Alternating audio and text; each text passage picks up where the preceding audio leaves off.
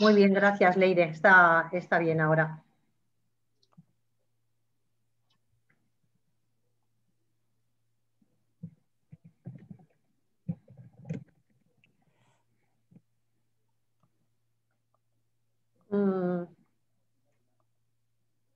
Nos queda un minuto antes de empezar. Vamos a ser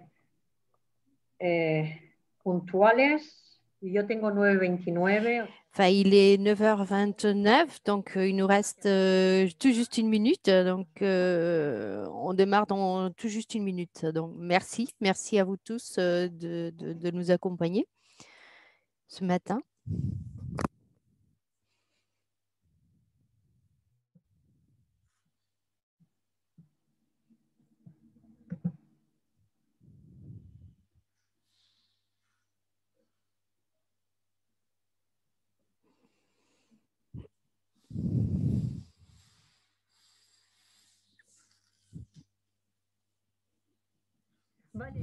Bon, bonjour, bonjour. Être à ce rendez-vous sur un webinaire consacré au programme Compét Plus Interreg POCTEFA et sur cette thématique qui aujourd'hui porte sur les industries culturelles et créatives et plus particulièrement sur la gamification, l'image virtuelle, la réalité augmentée et les technologies innovantes dans ce domaine. Ce webinaire est le 4e d'une série commencée début janvier et il est lié au programme Compét Plus, comme je vous le disais, qui est un programme qui est cofinancé par l'Interreg POCTEFA, des fonds européens. Et ce Compét Plus compte 5 partenaires. Il y a la CCI Bayonne Pays Basque qui est aujourd'hui représentée par Beñat Joregui dans ce programme Compét Plus. La Chambre de commerce et d'industrie de Bayonne Pays Basque est le chef de file. Nous avons un partenaire évidemment en Navarre qui est Sodena, l'agence de développement économique de la Navarre, qui aujourd'hui est représentée par Béatrice Blasco, que vous avez sur votre écran. Je suis moi-même à la Chambre de commerce de Guipúzcoa en tant que représentante de Euskadi. Nous avons également comme partenaire Orchestra, qui est l'Institut de compétitivité de Euskadi, qui est représenté aujourd'hui par Mercedes Oleara, que vous avez également sur votre écran. Et le 5e partenaire de ce Compét Plus, c'est l'Eurorégion Nouvelle-Aquitaine Euskadi-Navarre. Et aux manettes, il y a Leire Ascona, qui est donc notre collègue dans ce webinaire. Nous comptons aujourd'hui avec la traduction de Christina Maidagan. Donc, pour pouvoir suivre ce webinaire entièrement en français, vous devez opter pour la version française dans votre barre du bas. Et vous aurez donc l'ensemble de ce webinaire en français.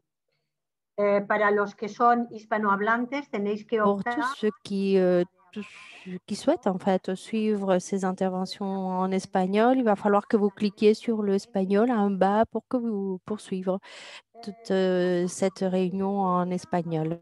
Conforme à ce que nous venons de faire depuis début janvier, c'est-à-dire que la thématique du jour, comme je vous l'ai dit, ce sont les industries créatives et culturelles, et plus particulièrement dans ce domaine, tout ce qui a trait à la gamification, à la réalité augmentée, à l'image virtuelle et à toutes les applications qui peuvent être faites à partir de ces différentes technologies.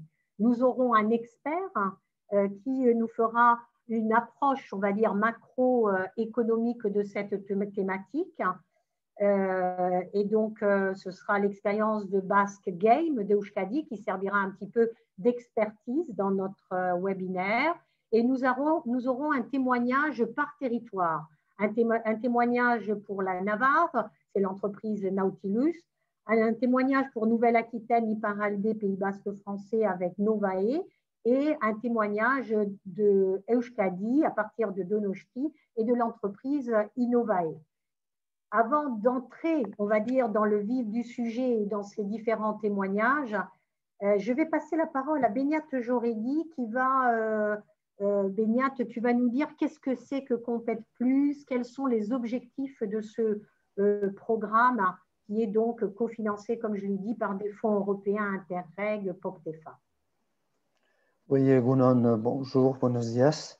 Merci Olga pour cette introduction. Oui, Complète Plus, donc c'est un programme européen qui a pour objectif de créer une synergie entre nos trois territoires, d'Iparralde, Nouvelle-Aquitaine, Euskadi et Navarre. Et en partant d'un travail réalisé par notre partenaire Orchestra sur les secteurs qui étaient communs et convergents entre les trois territoires, l'idée est de regrouper les acteurs d'une même thématique dans un pôle transfrontalier.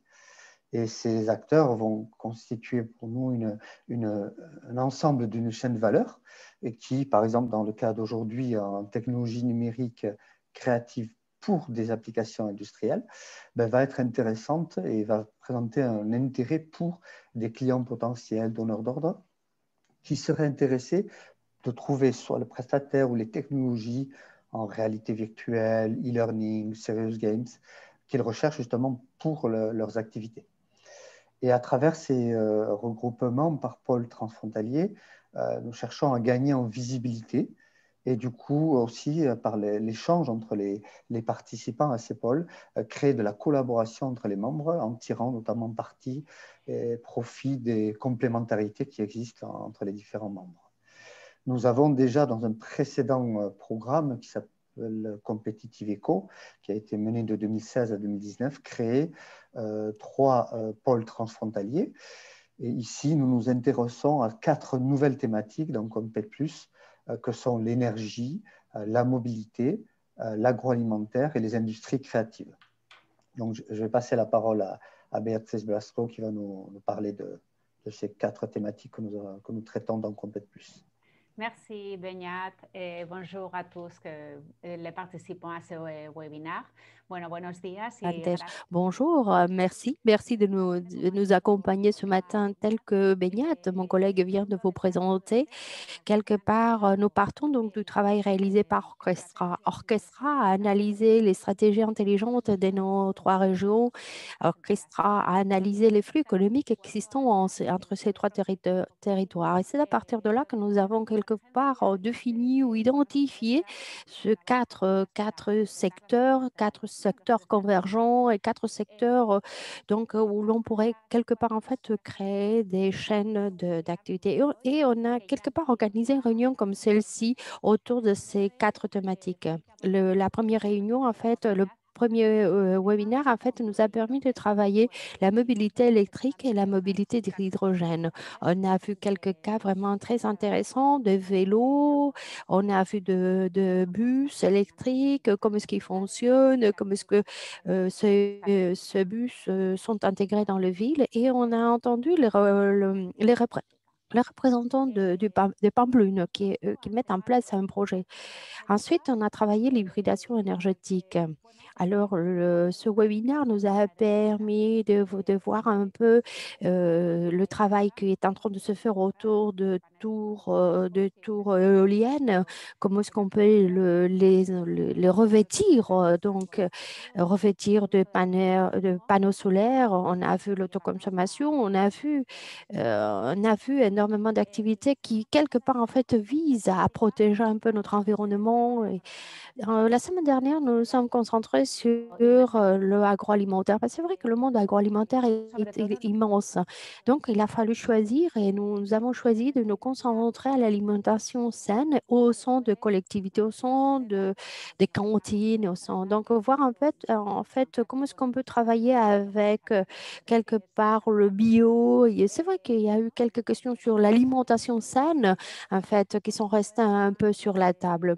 Comment est-ce qu'on peut acheter tous ces produits, donc comment les acheter donc à kilomètre zéro, comment acheter sur place, Et nous arrivons donc au dernier webinaire, et ce dernier webinaire va nous permettre d'écouter nos experts et on va savoir un peu plus sur tout ce qui a trait aux technologies, aux nouvelles technologies qui surgissent, comme c'est le cas de la réalité virtuelle, la réalité augmentée, l'intelligence artificielle, les games, en fait, et que l'on voit surtout dans le monde du marketing. Mais partant de ce monde-là, comment est-ce qu'on peut appliquer ces industries à des activités beaucoup plus traditionnelles?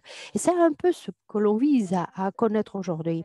Tous les webinaires, en fait, ont suivi la même structure. On a toujours donné la parole donc, à un expert qui a marqué quelque part, qui a planté un peu le décor. Et ensuite, on a entendu des expériences venant des 3 régions. On va appliquer la même structure et suivant cette nouvelle structure, nous avons donc démarré la réunion d'aujourd'hui. Donc, c'est Olga qui va se charger quelque part de vous présenter et de reprendre le flambeau. Y culturales y como bien lo has dicho, o sea, de manera precisa en todo lo que es gamificación, realidad aumentada, realidad virtual, porque como bien sabéis, de manera global, la industria de los videojuegos pues forma parte de uno de los sectores más Alors, en económicos. fait, l'industrie des géos, en fait, fait partie donc d'une activité donc émergente au niveau mondial. Et avec et l'analyse de Orchestra nous a permis de nous rendre compte que sur nos 3 territoires, la Navarre, le Nouvelle-Aquitaine et le Pays Basque, en fait, c'est un secteur qui est très dynamique et c'est un secteur vraiment très innovant. Alors, pour comprendre un peu plus cette réalité, nous avons pensé à inviter Unai Estremo Baigorri, qui est le président actuel de Basque Games et qui est le PDG qui est qui travaille, qui est le représentant donc de Games et en fait, et sûrement qu'en fait il va nous présenter quelque part, il va nous présenter sa société, il va nous parler un peu du travail réalisé. En tant qu'expert et en tant que président actuel des Basque Games, il serait important que tu puisses nous partager avec nous la réflexion, l'analyse qui vous a amené quelque part à constituer cette association, une association qui est constituée en 2017, dont le siège est à Bilbao, voir un peu votre expérience. Une expérience qui vous a amené à créer, voir les raisons donc de constituer cette plateforme et qui vous a permis de faire des interfaces, qui vous a permis donc de développer toutes les applications que l'on retrouve, que l'on va retrouver dans l'industrie. Alors, nous croyons honnête que pour nous, vous étiez vraiment l'expert pour pouvoir introduire et planter le décor de cette expérience. Alors, je vais te demander de partager ton écran et donc je te remercie une fois de plus d'avoir tenu à nous accompagner et je te remercie vraiment de toutes les informations que tu vas partager avec notre groupe. Bonjour, merci Olga, merci pour la présentation, merci aux participants, merci au projet, donc Compét Plus, de me donner l'opportunité quelque part de vous présenter l'association basque, voir de ce que nous partons, pourquoi, quelles sont les raisons qui nous amènent quelque part et ensuite en fait, c'est vrai que c'est une réalité que nous avons mis en place il y a déjà un peu de temps et l'objectif est notamment de faire connaître et de mettre l'accent sur la demande, accompagner la demande autour de ces technologies. C'est vrai que suite à mon intervention, nous allons écouter quelques témoignages. On va écouter donc des sociétés qui travaillent là-dessus, sur qui vont nous présenter des bons exemples. Alors moi, je vais juste vous montrer ou je vais plutôt vous raconter la situation du marché, quelles sont les tendances, d'où est-ce que nous venons et en fait, quel va être l'avenir, vers quoi nous allons. Et Et quel est l'avenir de toutes ces technologies, l'avenir de cette industrie créative, quel va être l'avenir dans les petites et moyennes entreprises? Alors, tu m'as présenté, je suis Unai Estremo Baigorri, je suis le président de l'association et je suis le PDG des Virtual Web, c'est-à-dire une société qui est sur le marché depuis 16 ans.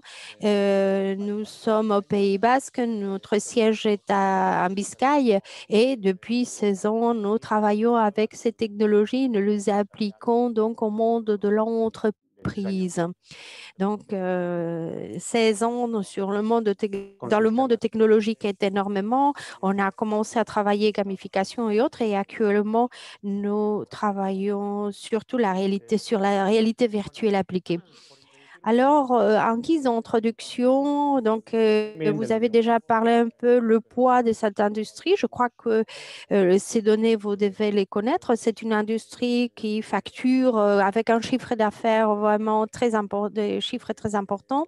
C'est un secteur qui ne cesse d'augmenter ou d'élargir les volumes d'affaires, le chiffre d'affaires et le marché. Mais dans ces 10 dernières années, c'est vrai que c'est un secteur qui vit un changement fort.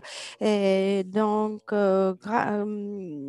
par le biais donc de l'application des jeux vidéo à d'autres domaines que le monde du jeu en tant que tel. C'est vrai que c'est une industrie qui vit actuellement de toutes les applications donc dans le monde du loisir, mais c'est vrai qu'il faut dire que le marché, mais il faut savoir que les jeux vidéo, en fait, c'est un domaine qui ne cesse pas d'augmenter et nos applications maintenant, nous pouvons le retrouver sur l'éducation, la santé. Nous pouvons le retrouver, ces applications, sur de nombreux d'autres secteurs. En fait, c'est une réalité qui est importante pour le développement de territoires. C'est un secteur, est une technologie, est une industrie qui en fait qui nécessite des personnes, qui nécessite donc de l'intelligence des personnes. Il faut développer ce type de technologie nécessite donc d'avoir des gens bien formés, des gens donc avec une imagination, une intelligence. C'est un secteur qui ne cherche que l'innovation. Il est très difficile de rester sur ce secteur, être donc concurrentiel si tu ne cesses pas d'innover et si tu n'adaptes pas les technologies qui surgissent sur le marché, si tu n'es pas vraiment dans une sorte d'innovation permanente. Alors, les tendances, et ensuite, je vais me référer à certaines tendances de manière particulière, mais actuellement, nous en avons plusieurs tendances qui n'arrêtent pas de faire évoluer le secteur. Plus tard, je vous parlerai du cloud gaming où c'est que la technologie ou les infrastructures 5G qui vont arriver, qui feront partie de notre vie et qui vont faire partie de notre vie de manière transversale. En fait, les conséquences et les avantages ou les grands atouts. Donc, une des tendances fortes est donc l'application des serious games au monde de l'industrie. On va parler aussi de niveau de qualité ou quels sont les seuils de qualité que nous pouvons atteindre de ce système et surtout voir un peu quelles sont les sociétés qui sont derrière ces produits qui conçoit et qui fabrique et voir un peu quel est le cheminement des entreprises, de ces entreprises-là qui marquent un peu le chemin ou l'itinéraire à suivre. Si je me réfère donc à la réalité du Pays Basque et si Euskadi est une région européenne, une parmi les 96 qui a tenu donc à intégrer les industries culturelles et créatives dans son stratégie de spécialisation intelligente, il faut savoir que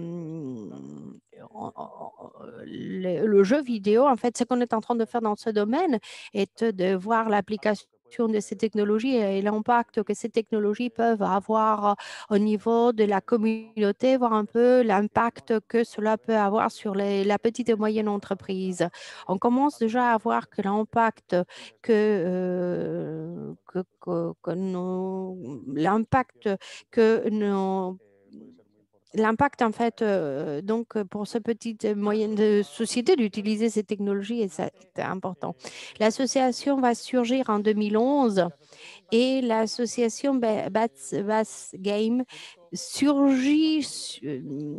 va surgir donc à la suite d'un besoin au sein du peu de nombre de sociétés qui travaillaient à cette époque-là. C'est vrai que parfois nous étions un peu concurrents, on travaillait la gamification, on travaillait les vidéojeux, on essayait donc de les appliquer donc au monde industriel, mais il y en avait certains de nos concurrents qui le faisaient dans le monde de loisirs. Donc, à un moment donné, on se réunit et on décide de travailler car nous avons des objectifs partagés et on comprend qu'il serait bon pour nous de pouvoir s'associer, de pouvoir accompagner ces objectifs. Donc, le fruit donc, de cette réunion, en fait, est l'association. En 2014, on s'intègre sur le écosystème Gaia.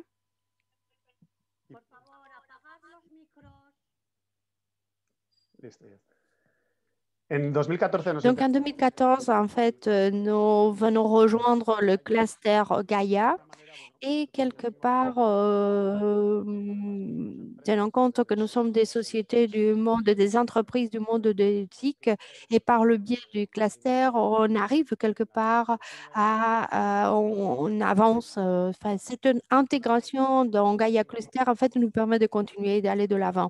Une initiative que nous avons lancée est Basque Game Lab, qui va surgir comme étant une initiative pour pouvoir créer de la demande, faire connaître surtout au sein de petites et moyennes entreprises du monde de l'industrie, non seulement des entreprises basques, mais faire connaître ailleurs ce que nous faisons. Et on crée une infrastructure partagée entre les entreprises donc de Basque Game, c'est-à-dire une infrastructure où nous pouvons retrouver toutes sortes d'équipements, équipements de réalité virtuelle, équipements, et par le biais de cet équipement, on souhaite quelque part rapprocher toutes ces technologies, rapprocher les avantages de ces technologies, donc des entreprises qui ne connaissaient pas notre activité. C'est une initiative qui a connu un grand succès. C'est vrai qu'il y a beaucoup de sociétés qui se sont plus ou moins un peu formées ou ont formé, et actuellement, on voudrait donc exporter cette réalité sur d'autres espaces de manière à pouvoir partager ou pouvoir travailler ensemble pour activer la demande à partir de l'information, à partir donc de faire connaître aux entreprises industrielles les avantages d'utiliser ces technologies. Actuellement, nous sommes 15 membres. Et le volume, donc le chiffre d'affaires, c'est un peu ce que vous voyez à l'écran.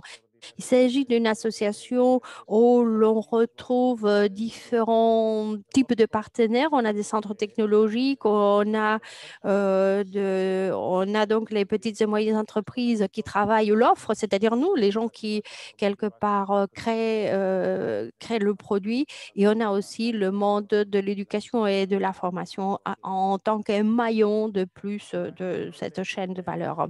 Alors, les entreprises, nous travaillons surtout sur les jeux vidéo, c'est-à-dire des entreprises qui travaillent pour le monde des loisirs, et le poids en ce qui concerne le chiffre d'affaires et le nombre d'entreprises se trouve sur la partie qui est à droite, c'est-à-dire toutes les entreprises qui travaillent, donc les environnements 4.0 et la gamification. Le groupe donc a évolué. Là, c'est notre feuille de route, une feuille de route. Je crois que actuellement, nous nous retrouvons sur l'axe vertical en pointillé. On avance assez rapidement, donc nous sommes nous sommes, on est sûr, on s'est constitué en pensant donc au monde de loisirs, mais c'est vrai qu'au début, on a essayé de faire connaître des bonnes pratiques. On croyait que il fallait introduire et il fallait mettre tous nos cas de succès, c'est-à-dire comment les sociétés en fait pouvaient utiliser ces technologies pour augmenter leur chiffre d'affaires. Actuellement, la plupart d'entre nous, nous sommes déjà sur la conception du produit et le moment vers lequel, le point final sur lequel nous allons, c'est vraiment quelque part le produit plus le service. Offrir du service, je pense que c'est essentiel, non seulement pour nous, pour tous, et donc il faut l'introduire et il faut le développer. Alors, je vais rentrer sur les tendances technologiques, c'est-à-dire vers quoi nous allons, quels sont les points. De toute manière, je pense que les témoignages vont nous permettre de voir un peu plus en détail et vont nous permettre de voir des exemples que je vais peut-être vous présenter un peu trop rapidement. Une réalité qui change, ou qui est en train de changer très rapidement, ou qui fait changer la réalité du monde de Serious Games. Et j'insiste, nous faisons partie de ce monde depuis 16 ans, ce qui veut dire que nous connaissons parfaitement l'évolution que ce secteur donc, a pu vivre. Et un élément fort a été notamment l'introduction de la réalité virtuelle et de la réalité virtuelle. Alors, pas en tant que concept, car le concept existe depuis très longtemps, mais en 2014, il va y avoir un événement qui va donc lancer une course et qui est l'achat de Facebook d'une start-up, de la part de Facebook, de Oculus, d'une start-up. Et à partir de là, la plupart du temps, dans ce secteur technologique, il va y avoir une course. Donc, toutes les grandes sociétés se mettent à développer des dispositifs pour la technologie de la réalité virtuelle et augmentée. Et cela va provoquer une accélération dans la mise en place, donc grâce notamment donc, à l'augmentation des prestations des équipes existantes sur le marché et à la réduction des prix de tous ces équipements. Alors, on peut dire qu'en 2010, faire un projet de réalité virtuelle d'une certaine qualité, c'était quelque part qui n'était pas à la portée de tout le monde, mais à partir de 2014, 2015, 16, 17, alors tous ces projets en fait peuvent se faire à des bons prix et à des niveaux de très bonne qualité. Donc, ce qui veut dire que cette réalité va s'ouvrir à des secteurs qui, 10 ans plus tôt, n'auraient pas pu penser à utiliser ces technologies. Donc là, vous voyez un peu les prévisions des croissances de tous ces dispositifs, les applications software, services, hardware, en fait, dans cette réalité virtuelle où il va y avoir une augmentation immense. C'est vrai que ces graphes parfois prévoient des choses qui ne s'avèrent pas qui ne sont pas, enfin, qui ne se confirment pas. Mais de toute manière, en fait, il est évident donc une augmentation dans une tendance. Et c'est un élément qui marque un peu vers quoi nous allons. En fait, ces deux sociétés, donc Unity et Real, en fait, c'est ces deux grandes sociétés, de grandes entreprises et qui commercialisent et développent les toolkits de développement, c'est-à-dire tous les outils que nous utilisons par la suite pour créer des applications. Il faut dire, il peut y avoir un 95% du marché, non seulement des applications, des jeux pour le monde de l'entreprise. C'est vrai que là, peut-être qu'ils ont un poids qui peut représenter un 99%, mais ils sont aussi responsables de beaucoup de développement pour les loisirs. La plupart des jeux vidéo que nous utilisons quand on joue, en fait, viennent de ces deux sociétés. Alors, avec cette croissance, croissance. Ces deux sociétés ont vécu, sont développées d'une manière brutale et actuellement, ils sont en train d'utiliser des technologies donc de finition graphique. En fait, ensuite, ils sont en train de démocratiser les contenus et les outils, c'est-à-dire en fait, c'est des softwares de développement qui avaient un coût très faible permet à toute société d'appliquer des applications à faible coût, mais avec beaucoup de connaissances. Et pour nous, il y a une question qui est importante, et c'est que ces 3, 4 dernières années, donc la guerre, parce que bien évidemment, ces deux sociétés en fait se font de la concurrence. Donc cette guerre, et ils sont en train de se lancer dans le monde de l'entreprise. Ils travaillent depuis très longtemps pour être présents dans les contenus, dans le monde de l'aéronautique, pour le monde militaire, les gouvernements. Donc, ils sont là sur ce domaine depuis très longtemps. Alors, je me rends compte que les marchés cibles pour eux, et notamment le monde de l'industrie. Et quand je parle d'industrie, je parle des applications pour les industries. Donc, une minute. Les tendances technologiques, intelligence artificielle, machine learning, c'est une tendance que l'on commence à voir, c'est la réalité virtuelle. 5G et cela va à l'arrivée des réseaux 5G va nous permettre de développer des contenus de forte qualité n'importe où, dans n'importe quel espace, indépendamment des équipes, des personnes. C'est-à-dire que cela est en train de faire changer le monde des loisirs, mais va aussi changer le monde de l'entreprise, car on va pouvoir arriver un peu partout. Ensuite, de systèmes pour pouvoir intégrer de l'information, capturer de l'information. Et étant donné que les témoignages vont insister là-dessus, vous allez avoir d'autres. Là, on voit quelques données des données sur les espaces, sur les secteurs ou quels vont être les secteurs. On parle de formation, on parle de conception des produits, on parle de coopération. C'est la réalité de l'année 2019. Le monde de la coopération après ce qu'on a pu vivre en 2020, ce qu'on est en train de vivre, je pense que cette réalité est un peu ancienne. Quelques applications, le domaine de la santé, on travaille les jeux vidéo pour diagnostiquer, pour aider l'entraînement, la formation industrielle. On travaille dans le monde du nucléaire pour former les gens qui doivent quelque part en fait apporter du combustible à des réacteurs nucléaires et pour que tous les gestes soient plus sûrs, de la promotion, la diffusion, faire comprendre à quelqu'un le mécanisme de réaction de médicaments ou pour nous quelque chose d'essentiel et quelque chose où il va y avoir donc une évolution forte, c'est des centres de formation professionnelle et le monde de l'éducation, la réalité virtuelle, pouvoir montrer, pouvoir enseigner par le biais de cette technologie dans des universités ou enseigner dans les centres professionnels permet d'éduquer autrement. Alors, ce que je vous disais au début, quelle est donc l'étape suivante? Et quelle est l'étape?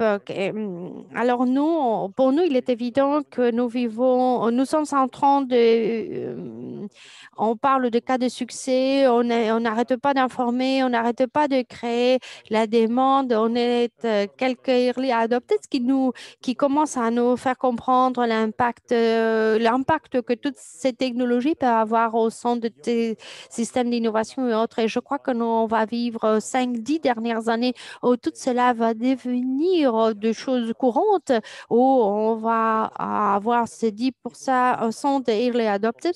Mais en plus, il s'agit donc de faire en sorte que cette industrie qui a vécu du sur-mesure, qui a fait pour chaque client, et on va donc quelque part on va les transformer en produits et services de manière à que soit plus utilisé par un nombre plus important d'usagers. Merci. C'est vrai que ce n'est pas facile. 15 minutes, 15 minutes, c'est peu pour nous présenter un monde qui est en changement continu. Merci, Unai, de l'effort. Une ou deux questions. Alors, pour toi, quelles peuvent être les technologies qui vont le plus se développer dans cette prochaine période? Alors, nous croyons que surtout dans le monde technologique, on parlait de réalité virtuelle et de réalité virtuelle. Pour moi, ce sont les deux technologies qui ont le plus de projection et le plus de développement. Nous partons de deux états de l'art différents, pour nous en tout cas, pour moi. La réalité virtuelle, en fait, on a des dispositifs, on a des systèmes, des dispositifs plus avancés de ce que nous pouvons avoir dans le monde de la réalité virtuelle. Donc, ce que nous voyons est que, alors, on va voir la consolidation des produits, des outils, des services du monde de la réalité virtuelle. On va les voir avant que dans le monde de la réalité virtuelle, augmentée, pardon. Mais le marché potentiel de la réalité augmentée est un marché beaucoup plus important que le marché de la réalité virtuelle, car la réalité augmentée est une technologie qui est moins intrusive que la technologie de la réalité virtuelle.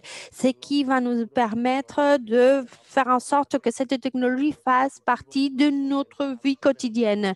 En fait, on va la retrouver surtout dans nos voitures, on va la retrouver un peu partout. Donc, le marché de la réalité augmentée est beaucoup plus important est plus important.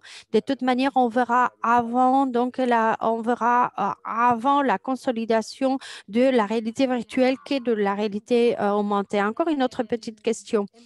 Alors, on a vu l'offre, tu nous as donné, tu as ébauché quelque part les offres, tu as beaucoup insisté sur le service. Il ne s'agit pas uniquement de concevoir un produit, mais d'assurer un service. Et tu as donné des exemples sur ce que vous faites pour la demande. Tu nous as parlé de santé, tu nous as parlé de l'éducation, tu nous as parlé du monde nucléaire. Alors, dans la demande, quels sont les freins? Quels sont les freins que vous voyez ou quels sont les besoins ou quels sont les besoins ou quels sont les souhaits? De manière rapide, le frein que l'on constate au niveau de la demande est relié au besoin de créer des services, c'est-à-dire introduire une technologie dans le monde de l'entreprise. La seule manière de le faire est faire en sorte que cette technologie devienne un service donc à la portée des entreprises à tous les niveaux. Si chaque fois que nous introduisons de la réalité virtuelle, nous le faisons sur mesure, c'est un frein, car la capacité de déployer ou de décoller est une capacité qui est très faible. Donc, le frein est là. Il s'agit des créer de produits et de l'ouvrir, d'ouvrir ces produits. Et en fait, les besoins viennent les gens commencent à comprendre il ne faut pas trop expliquer. Ils se rendent bien compte des avantages que l'utilisation de cette technologie pouvait donc apporter pour les réacteurs nucléaires. Si je peux faire de la formation sans avoir à déplacer donc mon personnel, je peux économiser de coûts et surtout, il y a une tendance actuelle. Il s'agit de pouvoir investir, d'économiser, ça c'est d'un côté. Ensuite, on voit un peu les avantages ou la capacité de formation que cela m'apporte. Et quelque part, en fait, il y a beaucoup d'entreprises qui mettent l'accent sur la durabilité. On se rend compte que réduire des voyages ou des déplacements, et beaucoup de gens donc le conçoivent à partir donc de l'empreinte de carbone. Enfin, les gens ne pensent pas uniquement sur l'économie de coûts, ils pensent autrement. Donc, alors ils voient les avantages donc de pouvoir, les nombreux avantages que ces technologies peuvent Merci, Unai. Je crois que tu as été vraiment très clair. C'est vrai que cet avenir que tu nous présentes, tout ce que l'analyse que tu as pu faire sur l'offre et la demande, vraiment merci. Merci énormément. On va donc télécharger, enfin, ton exposé, en fait, sera publié sur notre site web. Maintenant, je vais passer la parole à Nautilus. Je vais passer la parole à Béatrice pour qu'elle puisse nous présenter Nautilus. Donc, avant de vous présenter Nouria, je tenais à insister sur ce que Unai nous a dit. Il nous a parlé de la santé. Hier, notamment, on a travaillé un projet pour la rééducation des personnes, pour rééduquer. Et il nous disait que tous ces jeux, cette gamification est en train de nous aider. Alors, j'insiste, c'est vrai que l'on commence à avoir comme beaucoup d'institutions, beaucoup d'entreprises, en fait, et donc font appel à ces technologies pour avancer. Et dans la ligne c'est vrai que la réalité virtuelle a beaucoup d'applications et notamment dans le domaine de la formation, dans des espaces qui ne sont pas sûrs. Et c'est dans ce domaine-là que Nautilus travaille. Alors, Nautilus va nous présenter à partir de Navarre son expérience. On a avec nous Nouria Isso, qui est actuellement la PDG de Nautilus, une société qui est assez jeune. C'est vrai qu'elle, en tant que professionnelle, elle a une expérience forte, mais au sein d'une autre entreprise. Alors, elle va nous parler d'opportunités, elle va nous parler. C'est vrai qu'eux, ils travaillent auparavant le monde du marketing et actuellement, ils sont en train de travailler ces technologies, mais directement donc dans l'industrie, dans les applications directes dans le monde de l'industrie. Donc, merci beaucoup, Nouria. Merci de partager ton expérience et merci d'avoir tenu à partager ce que vous êtes en train de faire. Donc, 15 minutes, c'est à toi. Merci. Merci, c'est un plaisir de pouvoir être avec vous tous et partager notre expérience.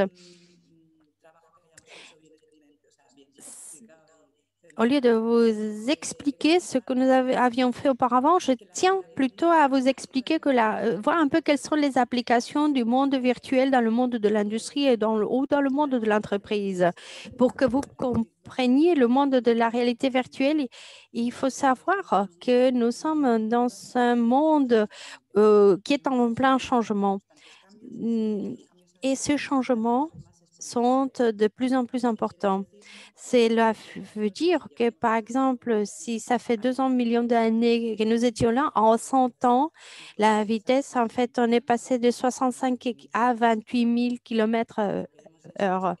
Ce qu'on a fait en très peu de temps est vraiment exponentiel et particulier. Et c'est pareil dans le monde des portables, c'est pareil dans le monde des microchips ou des micropuces ou dans le monde virtuel. C'est vrai qu'il y a de plus en plus de dispositifs et il y a de plus en plus d'applications dans ce domaine.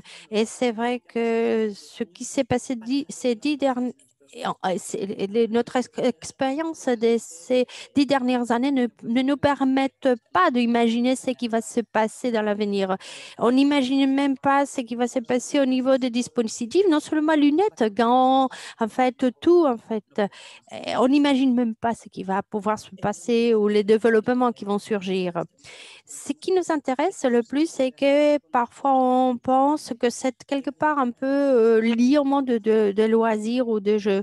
Mais c'est la NASA qui a développé en 1968 un dispositif un peu semblable et qui, quelque part, tenait à former quand tu mets des lunettes de réalité virtuelle, le monde extérieur disparaît et tu rentres dans un autre monde. Et alors, cela va faire en sorte que ta tête s'active de la même manière que quand tu fais une activité dans le monde réel. Cela veut dire que notre tête interprète ce que nous sommes en train de vivre dans cette expérience virtuelle comme étant la réalité. Ce n'est pas, c'est pas comparable à lire un livre ou voir un film. Pour le cerveau, c'est une réalité dans le monde réel. Alors, qu'est-ce qui nous intéresse de cela? La réalité virtuelle va nous permettre, étant donné que nous sommes en train de faire une activité, on peut donc obtenir des connaissances. La connaissance, les connaissances, ce sont des enseignements que l'on tire de la pratique. Donc, arriver à cela a beaucoup d'avantages. Un exemple clair est l'utilisation que l'on fait avec des pilotes.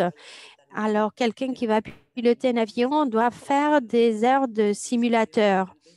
avant de pouvoir donc prendre les manettes d'un avion. Alors, à quoi ça sert donc cette pratique? Cette pratique nous permet donc d'éviter des accidents et sauver 200 et quelques vies, des vies. Alors, les pilotes, alors en fait, ils se sont souvenus de ce qu'ils avaient appris lors de la simulation et ils ont pu quelque part atterrir sans les problèmes dérivés de ne pas le faire, en évitant donc les conséquences. Alors, c'est très intéressant. Oh, encore un autre exemple. Un autre exemple qui va nous permettre donc de réduire les coûts et améliorer la formation, c'est le domaine militaire. Alors, tu n'as pas besoin de préparer des scénarios, tu n'as pas besoin de faire voler un éclat des voitures, tu n'as pas besoin et tu évites notamment des blessés lors des manœuvres ou tu évites d'autres conséquences. Et si tu le fais dans un environnement contrôlé, en fait, tu évites tout cela. Il est évident que si c'est évident pour des pilotes, c'est évident les avantages que cela peut nous apporter dans le domaine que je vous ai présenté. Ça permet de réduire des coûts. Ça permet aussi de présenter des grandes avancées lors de la formation. Alors, on s'est demandé pourquoi ne pas les utiliser pour d'autres types de formations. Et c'est notamment le secteur dans lequel nous sommes présents en tant qu'entreprise. C'est que vous voyez actuellement, je ne sais pas si vous voyez, alors, normalement, ces présentations, ils ont beaucoup de vidéos, mais je ne vous en présente qu'une seule. Nous, on travaille depuis très longtemps dans ce qui est la formation des travailleurs. Le projet était pour faire la formation donc, de la maintenance sur des parcs éoliennes. Qu'est-ce qu'on cherchait? On cherchait on cherchait quelque part à aller un peu plus vite dans la formation. Donc, apprendre aux gens plus rapidement à faire tous les actes de maintenance. Si si le travailleur passe par un simulateur, donc le temps de pratique à accompagner va se réduire.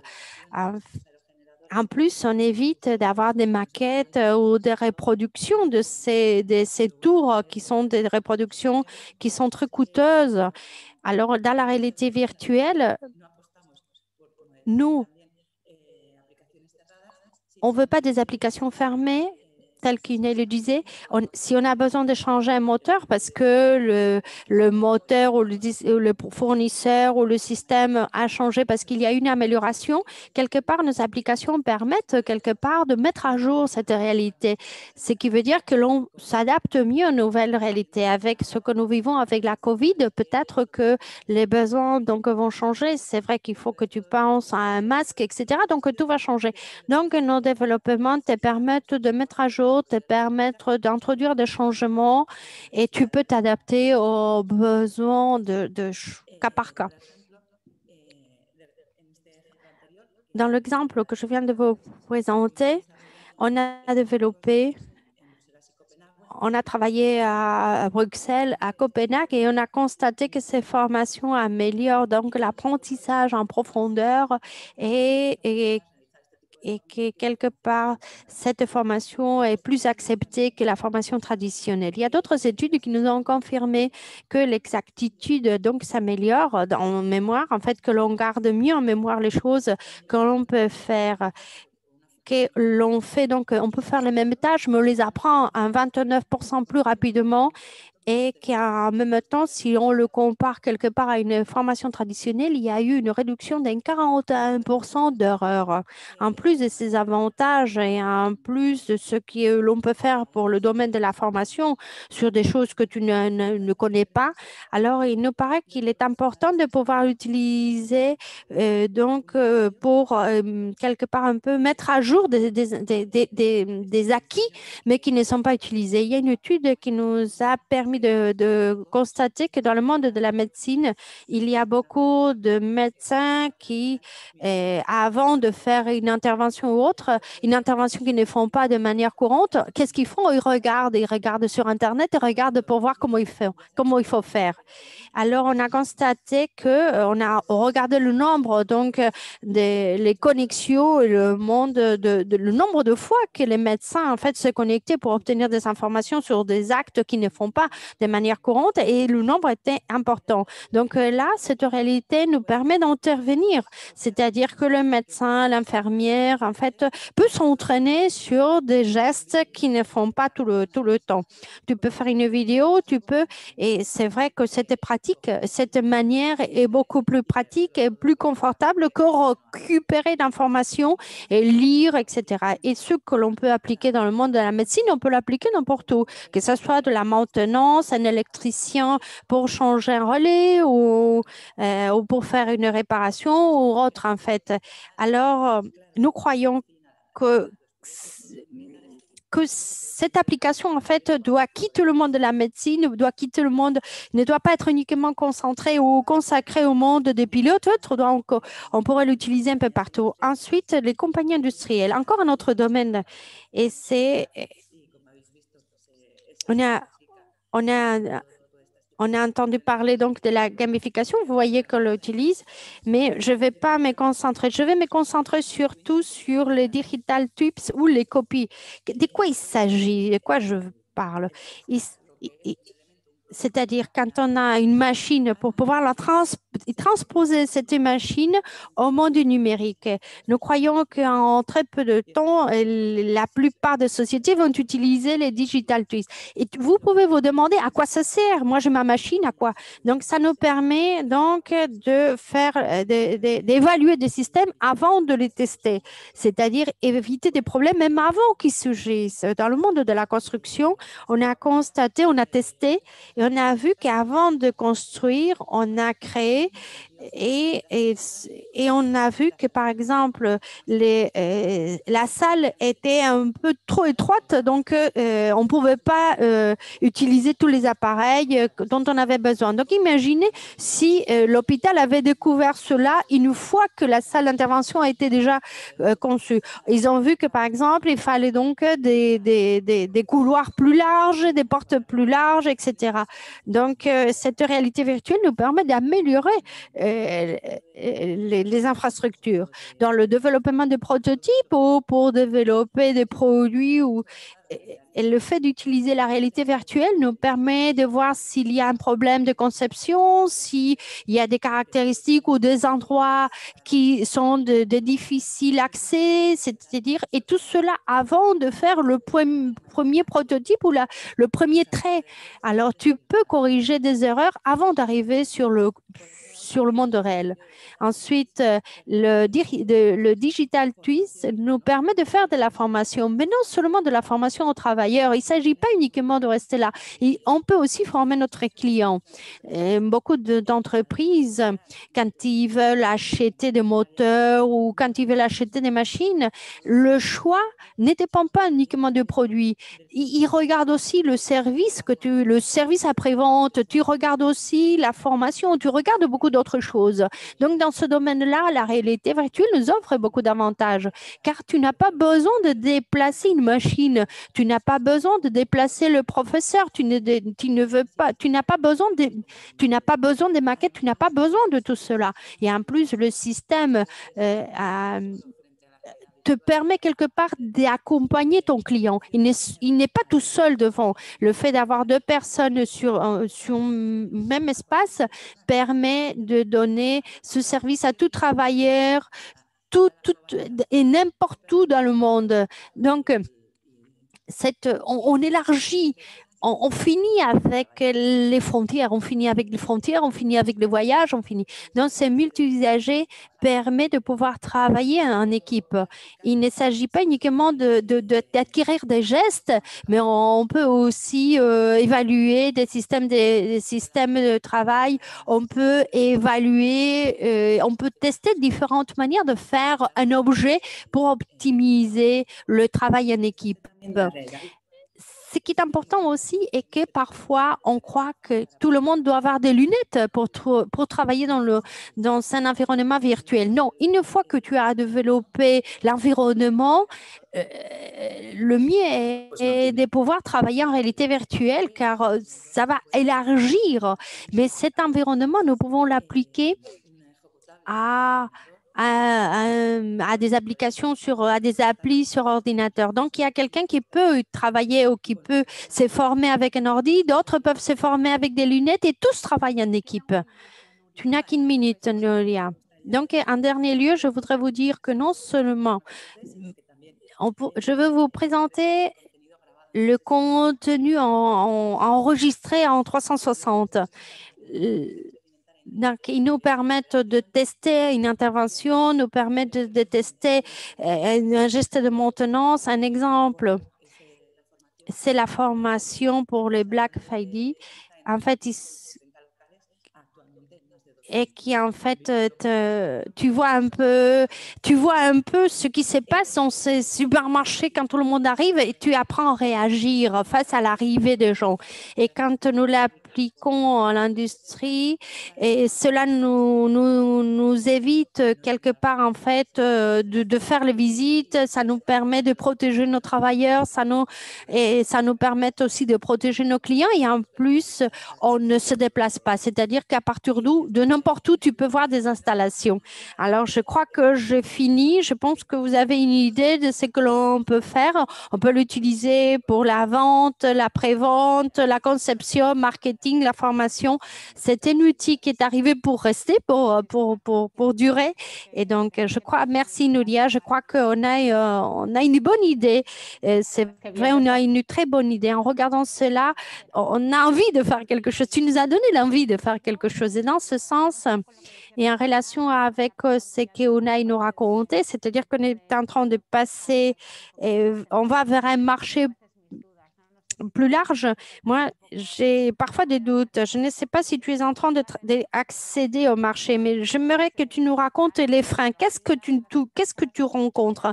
C'est-à-dire, les entreprises pensent qu'il s'agit donc d'une société, d'une technologie qui est trop chère. Est-ce que les sociétés osent, n'osent pas? Ils attendent que le voisin s'équipe. Qu'est-ce que tu vis? C'est vrai qu'il y a...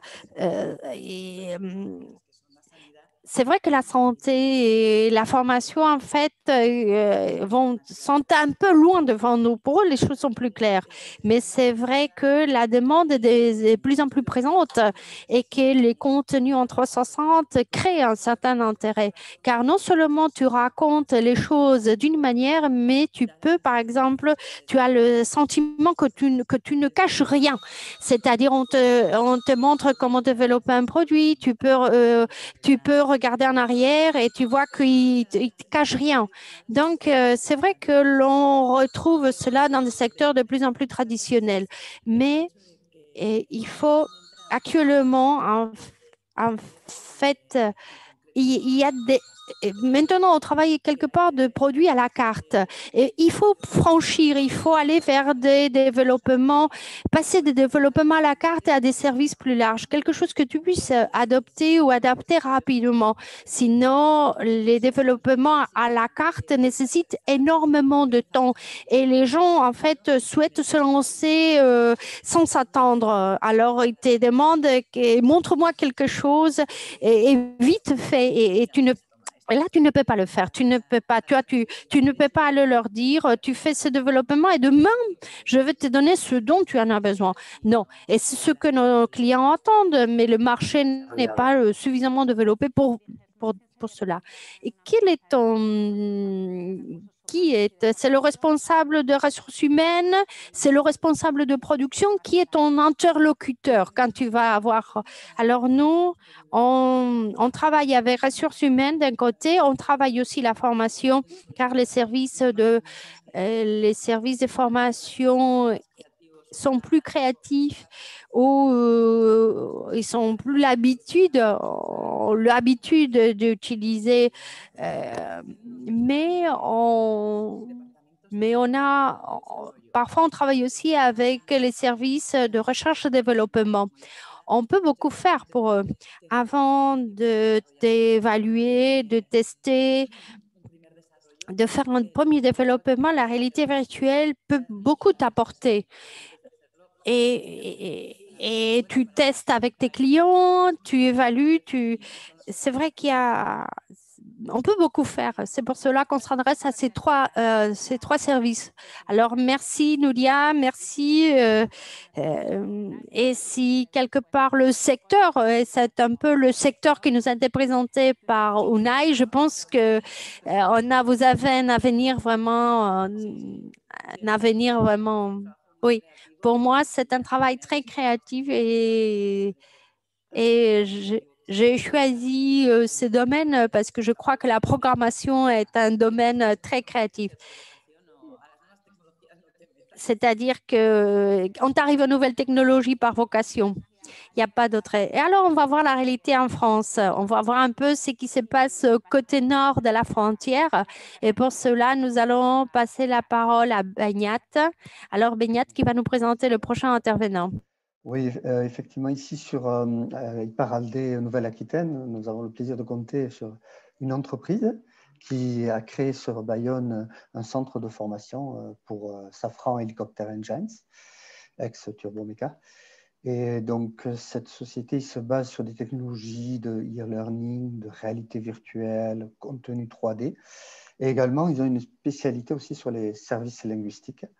Voilà, ils s'adressent à pas mal d'entreprises, notamment des applications industrielles. Et c'est aujourd'hui Frédéric Garcia, qui est business développeur de cette société Novae, qui va nous présenter sa société et ses produits. Bienvenue donc, Monsieur Garcia. Je vous laisse donc monter votre présentation. Et vous avez, comme vos collègues, 15 minutes pour faire votre intervention. Et au bout de 14 minutes, je vous dirai donc qu'il vous reste 1 minute pour aller nous faire découvrir la quintessence de votre activité. Pour l'instant, nous ne voyons pas votre présentation, mais ça ne va pas tarder, je pense.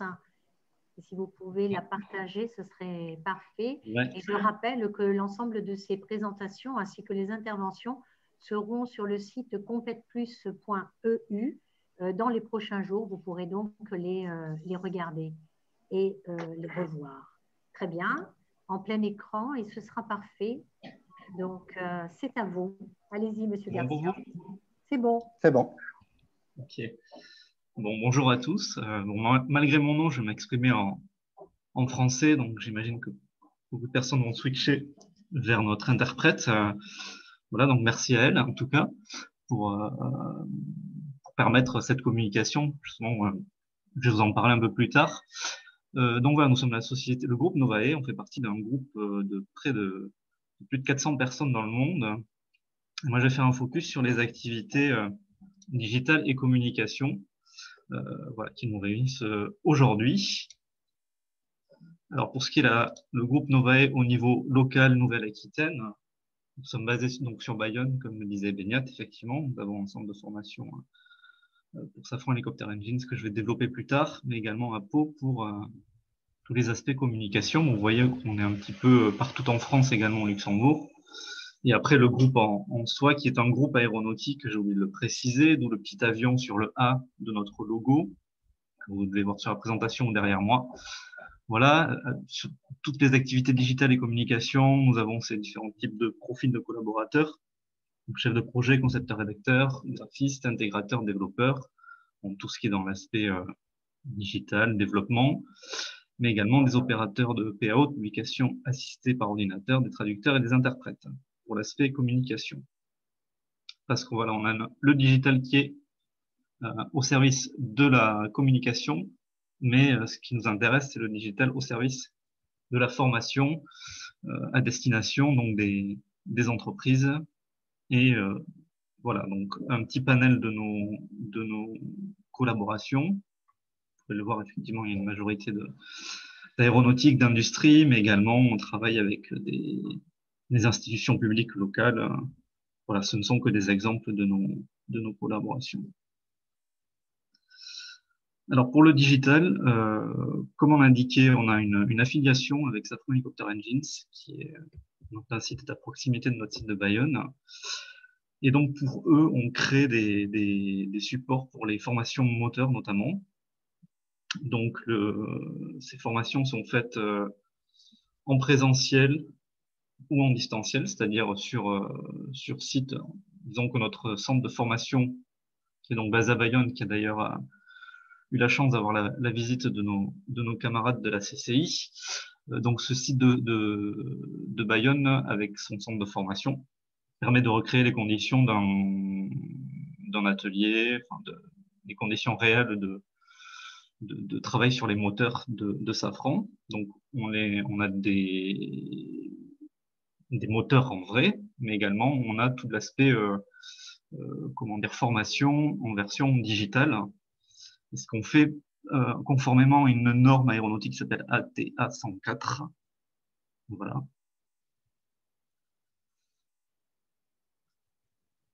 Et donc, pardon, j'ai oublié de préciser, donc soit on fait des notes de cours, effectivement, soit donc des CBT, des Computer Based Training, qui sont voilà, soit des cours, disons, classiques, effectivement, mais avec tout un aspect, je vais vous montrer, ce sera plus simple, une démo en vidéo. Je pense que c'est possible de partager la vidéo. Je vous entends pas, Olga, mais j'ai vu votre pouce levé, donc je le fais après. Ça sera plus visuel déjà que cette présentation très théorique. Voilà, après ces cours sont à destination donc des collaborateurs Safran sur différents niveaux, que ce soit leur degré d'expertise, c'est-à-dire que c'est plus ou moins poussé en termes de cours. Voilà, bon, ça seront les supports que je vais vous montrer ultérieurement. Donc là, effectivement, ça paraît un petit peu figé, c'est normal, ce sont des images. Avec la 3D, évidemment. Également, au-delà des moteurs, on a tout ce qui est émulateur qui permet de voir les différents systèmes de circuits avec une simulation des différents circuits, alors carburant, électrique, hydraulique. Voilà. Et ensuite, on passe à tout ce qui est innovation et réalité virtuelle. Actuellement, on est en prototypage, donc toujours avec Safran Helicopter Engines, pour tout ce qui est présentation donc des moteurs à Safran HE, apprentissage des notions et mise en pratique de la formation. C'est quelque chose qui est en cours de conception chez nous, donc c'est le projet de l'année avec Safran HE, tout ce prototypage.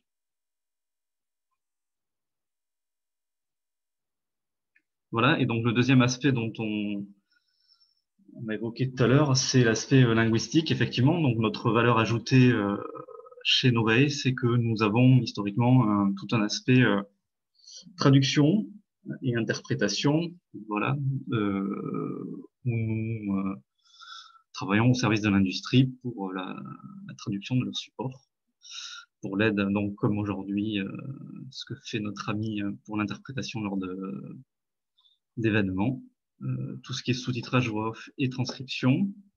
Et comme je disais, on a un service également de création de contenu de communication, version print et version web. C'est-à-dire que notre branche digitale est autant au service de la communication d'entreprise que du e-learning. Voilà, toute notre partie communication est titulaire d'un certificat d'une norme ISO qui valide notre expertise et notre savoir-faire. Et là, j'ai mis quelques exemples, je vais vous les montrer, parce que pour Airbus, nous combinons en fait tous nos savoir-faire et nos supports de formation sont très souvent en bilingue, voire multilingue, ce qui est le cas pour Airbus notamment, que je vais vous montrer plus tard, enfin maintenant d'ailleurs, vu qu'on a terminé. J'ai essayé d'être allé assez vite parce qu'on est toujours tenu par le temps, donc on peut toujours aller vite. Donc j'espère que ça aurait été clair. Encore 8 minutes, donc vous avez oui, un peu de temps, ne vous inquiétez pas. J'ai le chronomètre sous les yeux. Et nous coïncidons donc. Pardon, vous aussi, j'imagine. Alors, j'ai switché sur notre portfolio. Alors, je vais me faire une petite manip. Ça fonctionne. Merci en tout cas de nous laisser entrer dans les, entre guillemets, les tripes de l'entreprise et de vos métiers. C'est très gentil. Et merci pour votre confiance. Alors, je ne sais pas si vous voyez notre portfolio. Tout à fait, tout à fait. Donc, voilà.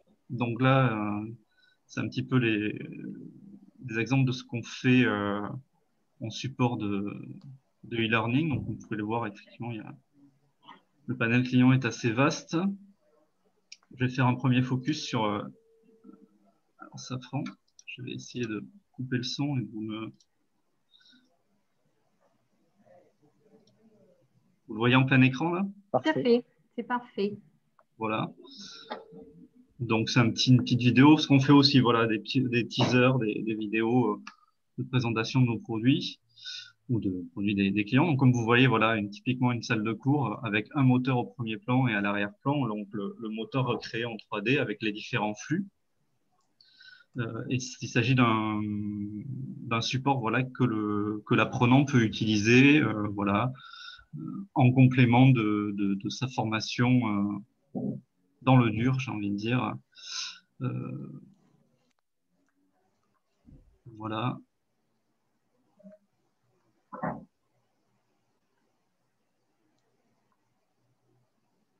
Avec voilà, tout un aspect avec un contenu de cours qui est que l'apprenant peut parcourir comme vous l'avez vu sur la gauche,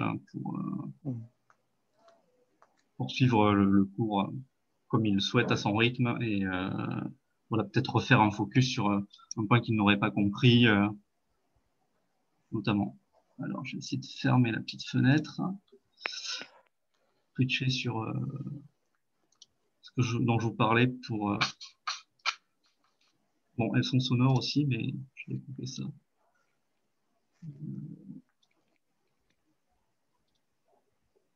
Même l'introduction, voilà, c'est une création faite par nos graphistes. Et voilà, donc pour Airbus, on a un hélicoptère en 3D et c'est typiquement, voilà, l'exemple, c'est comme un peu l'exemple de Safran que je vais vous montrer. Et c'est typiquement la chose qui combine tous nos savoir-faire parce qu'on l'a fait en une douzaine de langues, me semble-t-il, notamment des langues asiatiques, des langues européennes. Ouais, donc on recrée effectivement le cockpit, l'intérieur. Donc tout ça, tout est fait en, en collaboration. Toutes ces créations sont faites en collaboration avec le client qui voilà, nous fournit un maximum d'éléments pour qu'on puisse recréer au mieux comment dire, leurs produits. Produits, c'est un peu mercantile, mais c'est le cas.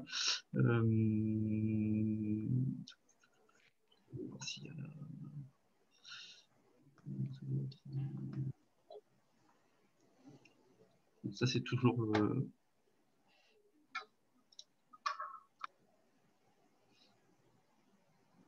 ça, c'est ce que je voulais montrer, autant pour moi. Après, voilà, on a des créations qui sont un peu plus, comment dire,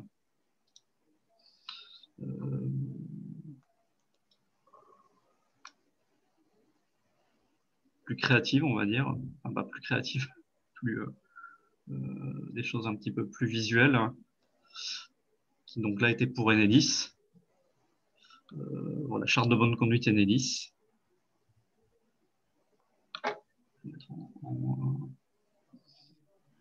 Enedis, c'est l'énergie, hein, pour oui, ceux qui, côté espagnol, ne connaissent pas. Tous les noms sont effectivement. Voilà, on a souvent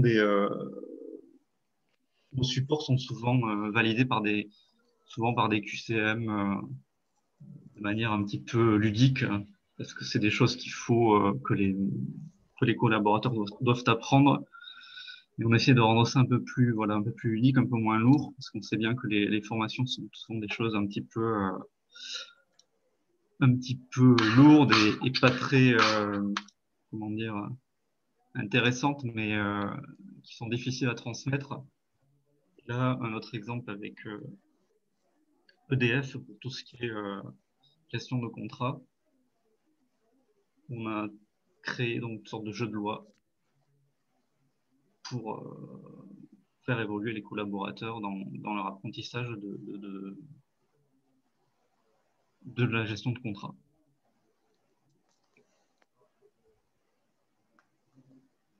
Voilà. Bon, du coup, je suis encore dans les temps. Que vous dire d'autre? Que vous êtes les bienvenus si effectivement vous souhaitez nous rencontrer sur notre site de Bayonne, comme l'ont fait notamment la CCI. Effectivement, on a la chance de travailler dans différents domaines qui sont l'industrie au sens large, c'est-à-dire l'industrie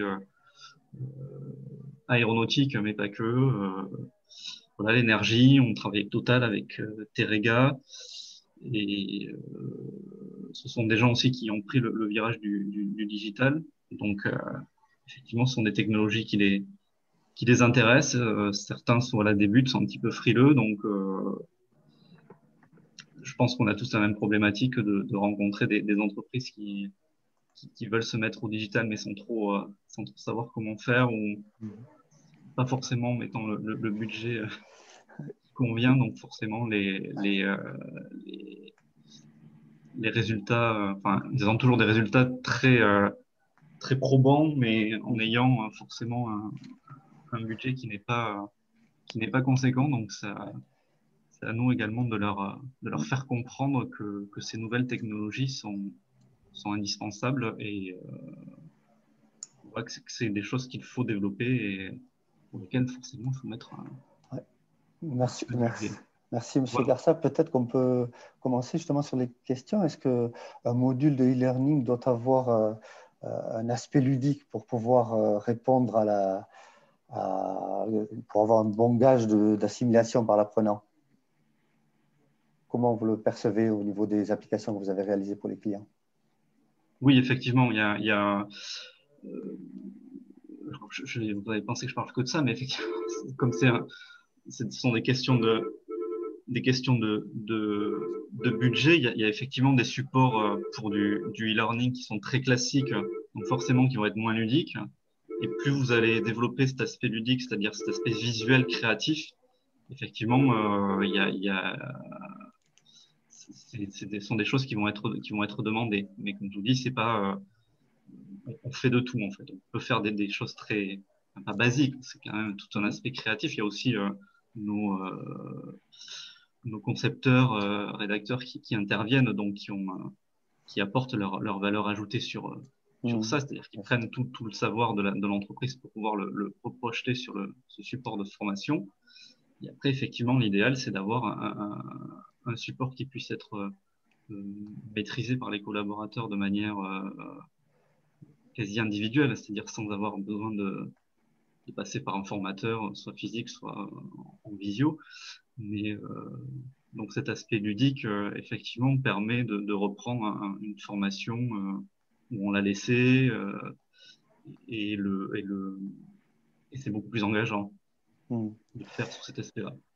Sur les applications industrielles que vous avez réalisées, c'est plutôt quel type de service qui vous sollicite dans l'entreprise? La partie ressources humaines, production? Oui. Ressources humaines. Ressources humaines, oui. Oui, oui. D'accord. Et sur la partie production, vous avez… un petit peu, mais c'est principalement pour le e-learning, effectivement, notre porte d'entrée, la direction des ressources humaines. D'accord. Bien, merci beaucoup. Merci. Merci à vous, votre attention.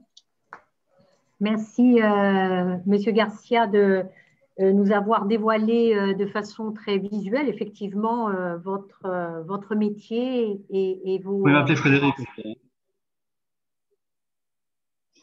Gracias.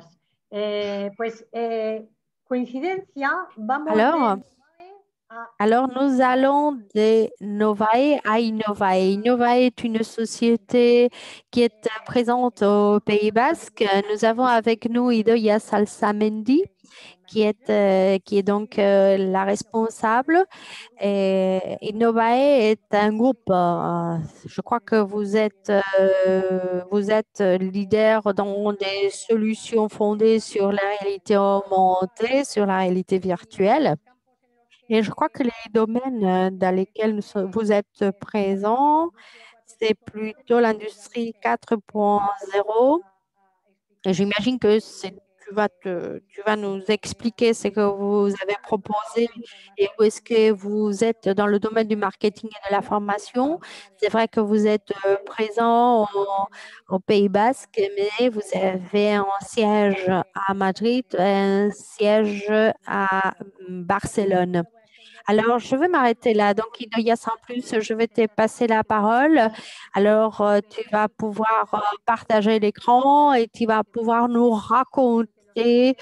Et donc, le plus possible, vas nous donner le plus d'informations dans tes 15 minutes de manière à qu'on découvre Innovae, que l'on découvre toutes vos compétences et toutes vos capacités. Alors, tu peux partager l'écran pour que l'on démarre. C'est vrai que c'est beau. C'est à toi, c'est ton tour, Idoia. C'est ton tour. Je te remercie une fois de plus d'avoir tenu à nous accompagner. Je sais qu'on a beaucoup de responsabilités et merci. Muy buenos días. Merci. Bonjour. Bonjour, Olga. Bonjour à vous tous. Je vais essayer en 15 minutes de vous présenter en fait qui nous sommes et comment est-ce que nous faisons, comment est-ce que nous appliquons donc au monde industriel la réalité augmentée et la réalité virtuelle. Telle qu'Olga vient de le dire, nous sommes une société donc, qui est fondée sur l'application de ces réalités. Et nous tenons donc à apporter des solutions qui apportent donc de l'efficacité et donc économiser des coûts. Alors, nous avons 16 années d'expérience dans ce domaine et nous avons développé plus de 350 projets dans différents secteurs. Certains de nos clients, en fait, ne viennent pas d'un secteur concret. Nous ne sommes pas spécialisés dans dans une activité, mais nous donnons des solutions qui visent à donner des réponses à des besoins que nous retrouvons au sein de toutes les sociétés ou de toutes les entreprises, indépendamment donc du domaine. On travaille le domaine de la formation, on travaille le domaine de la maintenance, un processus et des solutions pour le service de marketing et des ventes. Alors, nous avons aussi bien des solutions donc standards, en fait, prêtes à l'emploi ou des projets à la carte adaptés aux besoins spécifiques de l'entreprise en question. Au sein donc de la formation, alors pendant cette matinée, on a parlé des avantages de la réalité virtuelle, c'est-à-dire le fait que l'on soit dans une réalité où on peut apprendre avant de te déplacer, donc de te déplacer à l'environnement réel, tu apprends, tu es immergé. Alors, c'est-à-dire, nous sommes les acteurs, nous interageons, donc c'est beaucoup plus facile donc d'intégrer les tâches ou tous les processus techniques que nous devons faire. Nous devons des acteurs. En plus, cette formation donc va développer la motivation, étant donné que nous sommes les usagers, et ça nous évite toutes les situations de risque, ça nous évite tous les problèmes. Et encore plus important est que nous pouvons gérer le rythme d'apprentissage. Car à la fin, c'est à moi de contrôler, de voir si j'ai appris, s'il faut que je revienne en arrière, que je fasse un rattrapage. Mais non seulement l'expérience et les données, une étude récente de Place Waterhouse de l'année 2020, en fait, ils ont comparé le processus d'apprentissage avec des systèmes traditionnels, donc en présentiel, et au e-learning ou la réalité virtuelle. Et la conclusion est qu'avec la réalité virtuelle, les élèves ont plus de confiance pour appliquer ce qu'ils ont appris. Le processus d'apprentissage est plus rapide, plus court. Les élèves sont plus concentrés, ils sont immergés dans cet environnement et en plus, ils sont plus connectés avec le contenu des apprentissages. Donc, non, il s'agit, en plus d'être mieux capacités, ils sont plus motivés pour travailler. Donc, où est-ce que l'on peut appliquer? À quoi peut-on appliquer cette réalité? On peut l'appliquer donc à toute situation de risque, c'est-à-dire à apprendre à faire face à des situations d'urgence et des réalités réalité auquel il est assez difficile de pouvoir donc t'entraîner. C'est-à-dire qu'en plus, on peut mieux mémoriser, donc on peut mieux mémoriser, on peut mieux intégrer toutes Nosotros lo que hacemos es les différentes tâches que je dois réaliser. Donc, hacer una experiencia virtual. Por un lado, que sea un modo tutorial en el que el usuario, por primera vez cuando empieza en la experiencia virtual, tenga diferentes indicaciones de cómo tiene que hacer la tarea, y una vez que lo ha memorizado, una vez que ha aprendido, tiene que repetir la tarea en un modo de evaluación sin ningún tipo de ayuda. Y de esta forma lo que hacemos es asegurarnos de que realmente ha obtenido y ha adquirido los conocimientos que necesita antes de ir al entorno real de trabajo.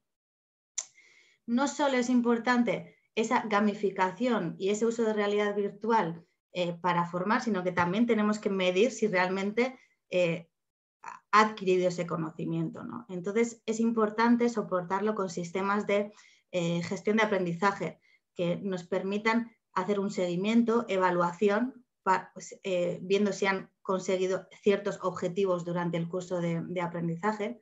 También, como decía antes Nuria, se podría conectar con diferentes ordenadores, más gente para hacer un aprendizaje colaborativo, y además que haya un papel de instructor que pueda hacer una monitorización de ese proceso de aprendizaje, ¿vale? Por tanto, no es solo la realidad virtual en la experiencia, sino apoyarlo con sistemas que hagan que sea un sistema de aprendizaje global e integrado. Bueno, ¿cuándo o en qué casos hemos aplicado nosotros la realidad virtual para formación? Para formar, por ejemplo, en el manejo de maquinaria industrial o líneas de fabricación.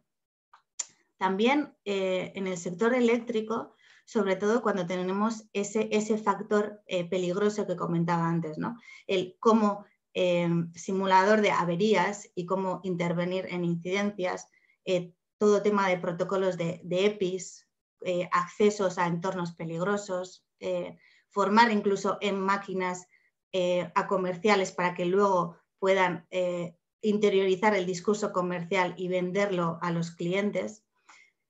Y también una de las áreas principales de la aplicación de la realidad virtual sería la prevención de riesgos laborales. Al final, esa inmersión que nos da la realidad virtual hace que genere emociones en el usuario, ¿no? Entonces, es muy efectivo, la realidad virtual es muy efectiva para aumentar esa concienciación en los peligros que puede encontrar una persona en su entorno de trabajo. Entonces, se utiliza mucho para campañas de prevención de riesgos en alturas, acceso a áreas confinadas, protocolos de actuación cuando tenemos un incendio, etcétera, ¿no? Y por último, diría otro uso de la realidad virtual sería la conducción de vehículos industriales. Es decir, simuladores para manejar carretillas elevadoras, grúas, camiones, etc. Al final, es cierto que no puedes enfocar o sustituir la parte práctica real, pero sí puedes hacer el inicio del proceso de aprendizaje, en vez de hacerlo teórico, lo puedes hacer con estos simuladores de realidad virtual, ¿no? Bien, eso sería en la parte de formación, donde sobre todo veis que aplicamos la realidad virtual. En el caso de mantenimiento, aplicamos más la realidad aumentada y nosotros contamos con dos soluciones que ya son soluciones estandarizadas y que se utilizan para empoderar al técnico en el entorno real de trabajo, ¿vale? Entonces, no es capacitarle antes, sino que es darle apoyo cuando está trabajando. Y para ello tenemos dos soluciones, que es por un lado, el asistente técnico remoto, que está basado en la videoasistencia, y el segundo es el sistema avanzado de asistencia al mantenimiento, que está basado en la visualización de procesos guiados paso a paso con realidad aumentada. Bien, el primero de ellos, el asistente técnico remoto, al final es poder dar soporte al técnico de campo para resolver incidencias en tiempo real y de manera remota, ¿vale? Cuando lo necesita. Por tanto, imaginaros, como se ve en la imagen, un técnico en campo que tiene una avería en un robot en este caso. Entonces, con el dispositivo que tiene a mano, que puede ser un tablet, puede ser un móvil o puede ser una gafa, lo que hace es iniciar una asistencia remota con el experto que está ubicado, por ejemplo, en la central, ¿vale? Entonces, el experto podrá ver en tiempo real cuál es el problema, dónde está el problema, identificar la causa y en tiempo real darle las instrucciones para poder resolver ese problema, ¿vale?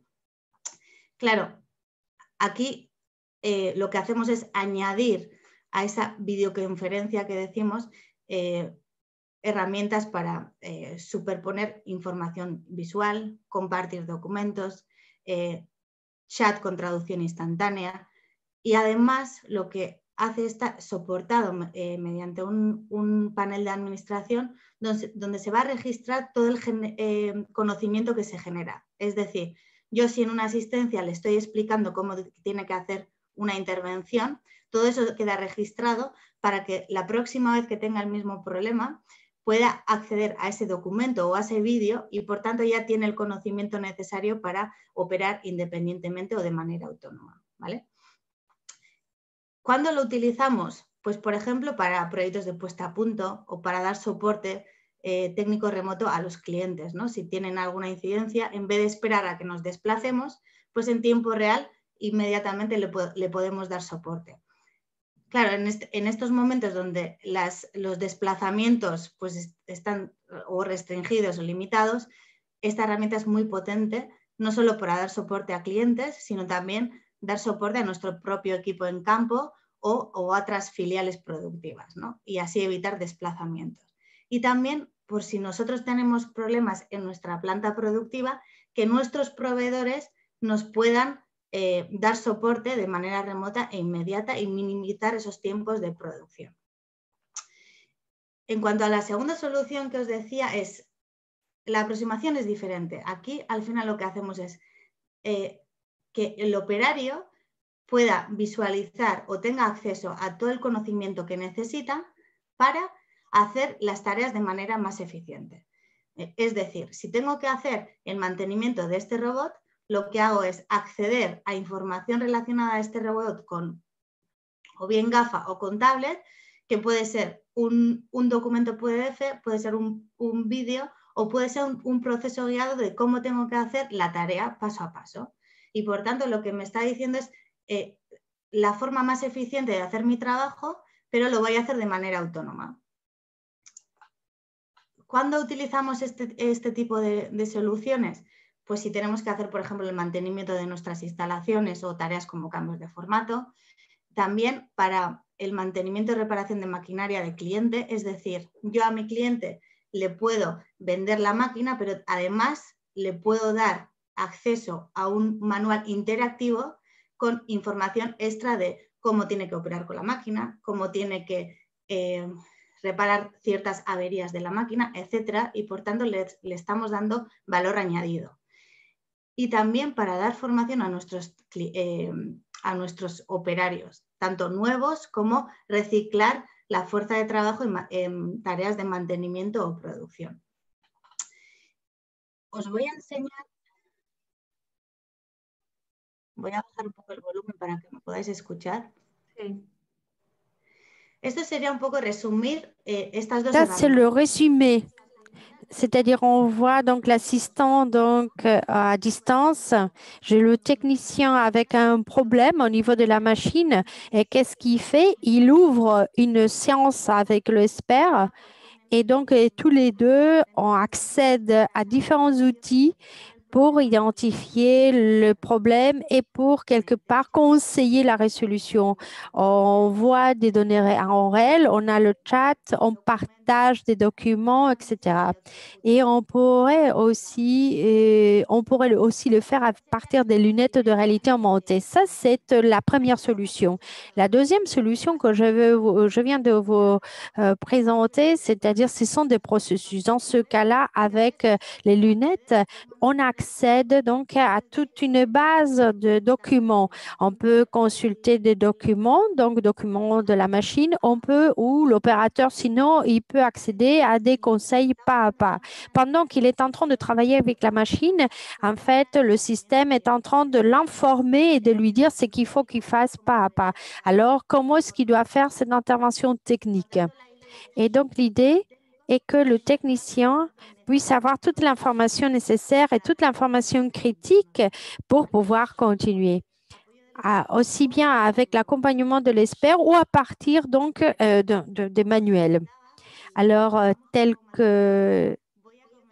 je vais te parler des projets, de nos projets actuels.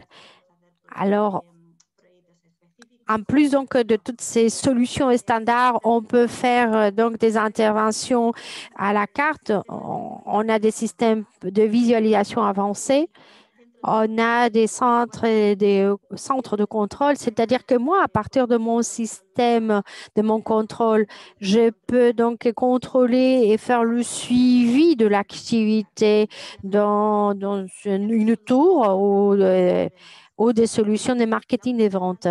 Je crois que Nouria nous l'a présenté au préalable, mais la réalité virtuelle nous permet de créer des showrooms virtuels pour montrer nos installations, montrer nos machines et quelque part transposer de manière virtuelle nos clients à nos installations. Au lieu de déplacer nos machines à des salons et autres, actuellement, nous faisons juste le contraire.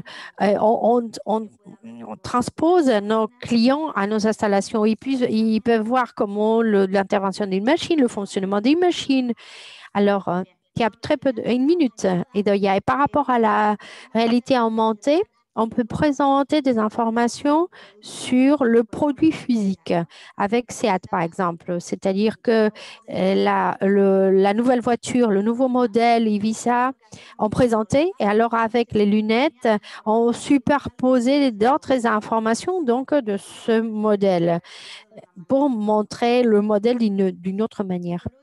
Et en dernier lieu, je voudrais vous montrer très rapidement donc une plateforme que l'on vient de créer.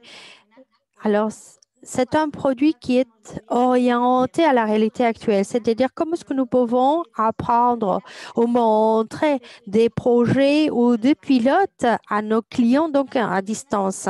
Une des solutions, c'est notamment celle-ci, c'est-à-dire pouvoir leur permettre donc d'être immergés, c'est-à-dire nous leur montrons un produit ou un projet et pendant l'expérience que le client puisse agir et puisse voir les fonctionnalités du produit. Cette application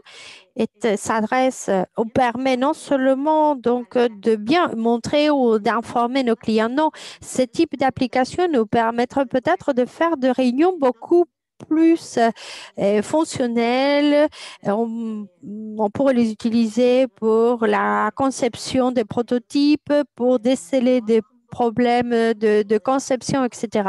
En fait, les applications sont énormes pour ce type d'appli. Donc, je vais m'arrêter là. Merci, Idoya. C'est vrai que c'est difficile de résumer. Et en plus, nous l'avons vu pendant toute la matinée. C'est vrai que vos interventions et vos activités, ce sont des activités qui sont liées par la passion. Donc, vous êtes complètement impliqués et je vois que quelque part, vous vous impliquez vous-même. Vous impliquez. Donc, merci de l'effort. Je crois qu'on a tous bien senti l'activité et on a bien compris votre activité. Au centre de ce que tu nous as... Est-ce que vous avez pu utiliser le développement? est-ce que vous avez pu utiliser le développement d'une usine pour l'appliquer ailleurs ou vous ne faites que des activités sur mesure? Il faut commencer de zéro. La réalité augmentée, ce sont des solutions qui sont prêtes et que l'on peut adapter à d'autres. Sur la réalité virtuelle, tout dépend de la formation que l'on va faire et si l'environnement de l'entreprise est important ou pas. C'est-à-dire que si l'on va former un opérateur dans un processus industriel très concret de cette entreprise, dans ce cas-là, c'est vraiment à la carte. Mais si par exemple, pour la conduite de machines industrielles. L'environnement, dans ce cas-là, peut-être qu'il n'est pas si important que cela. Alors, on a besoin d'un véhicule, mais pas l'environnement. Si, par exemple, il s'agit de former pour les grues, pour manier de grues, alors dans ce cas-là, on pourrait appliquer un développement qu'on a pu faire pour une entreprise, on pourrait l'appliquer à d'autres. Et d'ailleurs, nous avons des capsules standards que l'on pourrait donc appliquer à différentes entreprises. Et ensuite, une autre chose, quelque chose qui m'a un peu surpris. Si le e-learning, vous le transposez ou vous changez l'aspect. Tu nous as très bien décrit les situations de risque. On a vu les pompiers. C'est-à-dire que quand le pompier apprend dans une situation de risque, quand donc le participant est en train d'apprendre, qui lutte, qui est dans un incendie, est-ce qu'il y a de la chaleur? En plus de la réalité, est-ce que ton exemple où tu travailles l'électricité, est-ce qu'il va y avoir une décharge pour celui qui apprend? Qu'est-ce que vous faites avec cette sensation? Un exemple qui est vraiment évident est un projet qu'on a pu développer avec ACPIO pour sensibiliser donc de risques en hauteur. Donc pendant l'expérience, l'usager marche sur le toit d'une. Et étant donné qu'il n'a pas appliqué les mesures, il tombe du toit. Alors, cette expérience, moi, je l'ai vécue et effectivement, tu as la sensation de tomber. Tu as le vertige.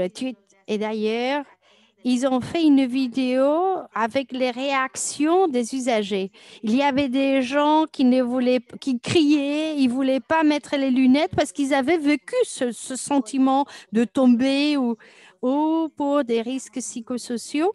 On a créé un environnement pour que les gens comprennent jusqu'à quel point c'est toxique de travailler dans une situation de stress et l'incidence que cela a sur l'activité de l'usager. Donc, on mettait l'usager dans une cuisine avec un chef qui n'arrête pas de crier.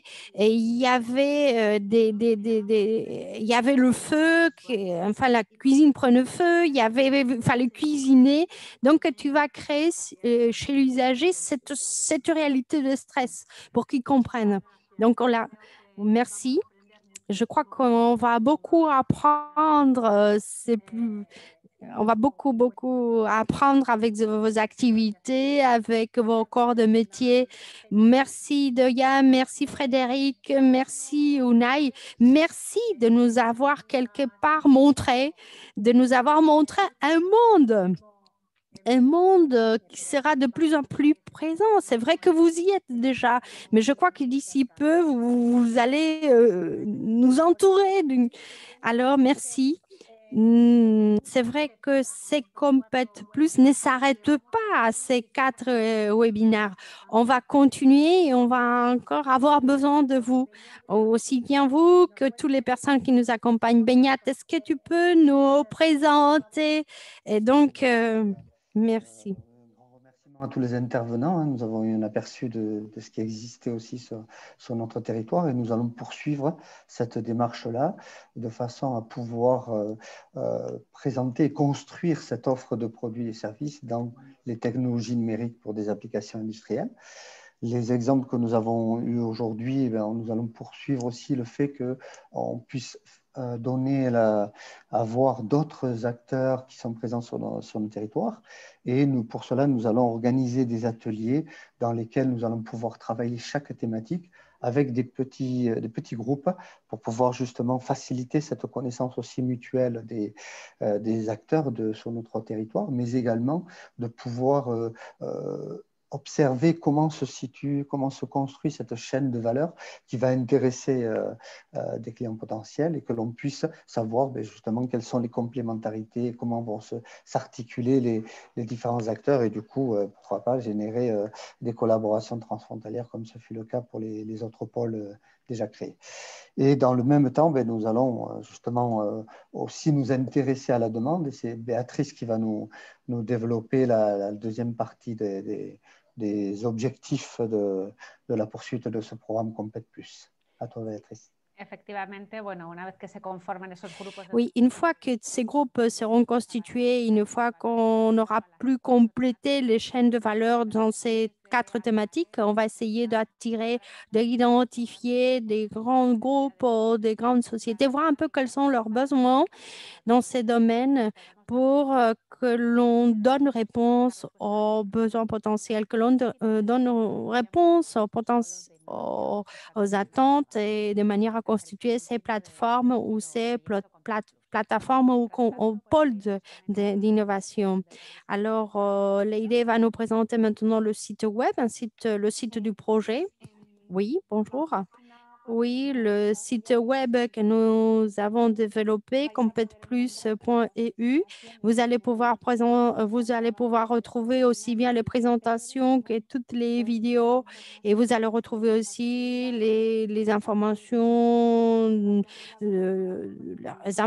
sur le projet, les documents, etc., de manière à tout ce qu'on a pu faire pour pouvoir créer ces nouvelles plateformes. Dans la partie ressources, vous allez retrouver les présentations. Sur la partie nouvelle, vous allez voir le développement, vous allez voir les dates de prochaines activités et nous vous invitons donc à souscrire la newsletter pour être au courant des activités. Nous avons donc un compte de Twitter, LinkedIn, YouTube, etc.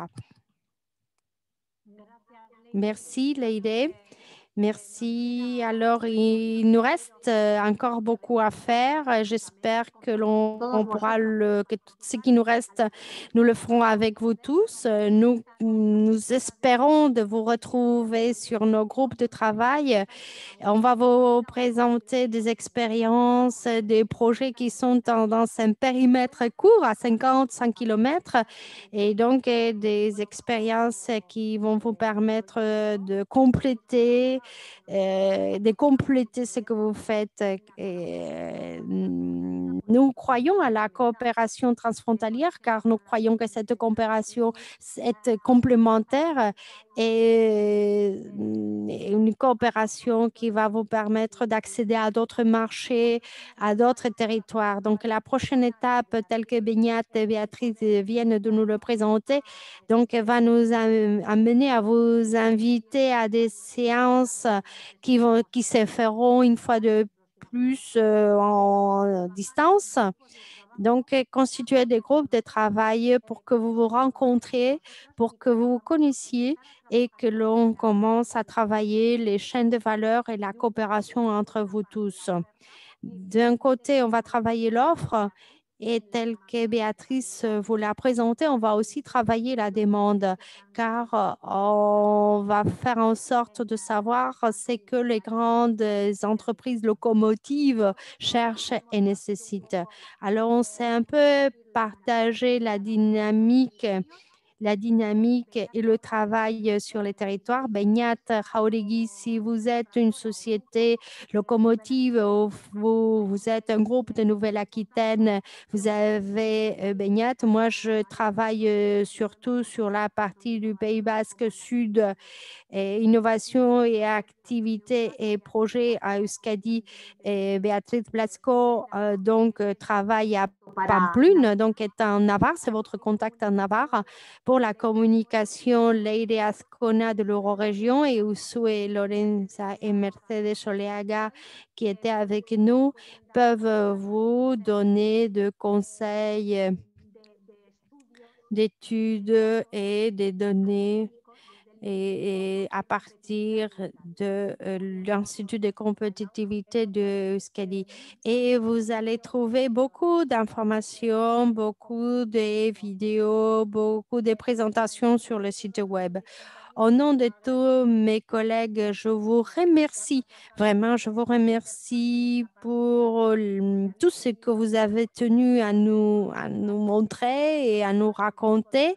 Et on se voit d'ici peu pour travailler dans des groupes de travail de manière à pouvoir approfondir toutes les thématiques, que ce soit la mobilité, l'agroalimentaire, l'industrie créative, pour approfondir ces 4 grands sujets. Merci. Merci à vous tous. On ne se lâche pas, on continue à être en contact parce qu'on aura besoin de vous pour les groupes de travail. Pasha egunon bat. Agur. Agur.